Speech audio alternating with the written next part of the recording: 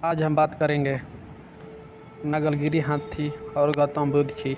इस कहानी में बुद्ध का चचेरा भाई देवानंद सदा ही बुद्ध को नीचा दिखाने की चेष्टा करता था, मगर उसे हमेशा निराश का सामना करना पड़ता था। एक बार बुद्ध कपिलवस्तु में पहुँचे तो उनके कुलीन संकेवासी राजकुमार उनके अनुयायी थे। देवानंद में से एक ऐसा था। कुछ समय प्रयास देवानंद ने भी कुछ जादुई शक्ति प्रयाति की ओर एक बार उनका प्रधान मार्ग की भावी सम्राट अजूतशत्रु की तपस्या किया। वहाँ एक शिशु के रूप में प्रकट हुआ जिसने सांप को मेखला बांधी हुई थी। तब भी से राजशत्रु उसी परम आदर की चेष्टा से देख रहा था।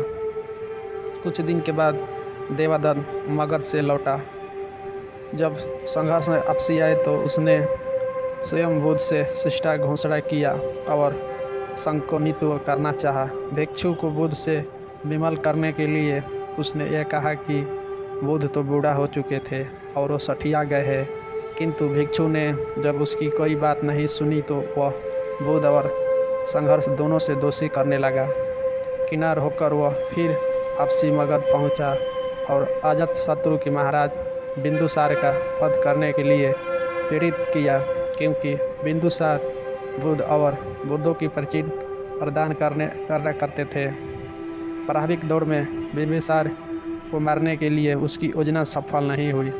अंत उसने 16 धनगरणिया के बुद्ध को मारने के लिए भेजा, किंतु बुद्ध को भयभीत से प्रभावित को सारे उनकी ही अनुयायी बन गए। क्रोध में देवानंद तब बुद्ध पर गिरगिटकूट पर्वत की चोटी से एक चट्टान लुढ़काया। जैसे पहाड़ से ही पत्थर 2 बड़े पत्थर से रास्ते में ही रोक लिए। देवानंद की क्रोध की सीमा नहीं रुकी। उसने एक दिन मगध राज्य के अवतल में जाकर एक विशाल हाथी नलगिरी को ताड़ी पिलाकर बुद्ध के आगमन के मार्ग पर भेज दिया। नलगिरी की आगमन से सड़क पर खलबली मच गए और लोग जहाँ तहाँ भाग खड़े हुए। तभी बुद्ध भी वहाँ से गुजर रहे।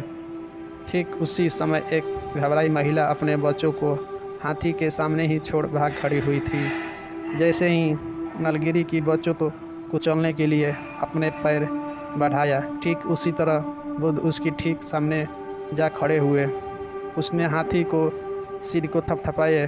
बुद्ध की संप्रेष से नलगिरी उनकी सामने घुटना टेक कर बैठ गए। नलगिरी हाथी की इस घटना से देवानंद की मगध में बहुत अप्रिय हुआ और उसे तत्काल ही नगर छोड़कर भागना पड़ा। इस कहानी से हमको जीवन में क्या मिलता है, आप कमेंट में ज़रूर बताइएगा।